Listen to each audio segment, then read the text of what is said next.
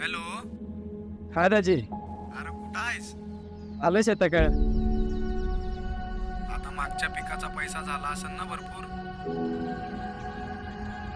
झालंय पोटा पुरतंय. मुबलक पाणी झालं असतं ना, शेताचं रात झालं असतं बघा.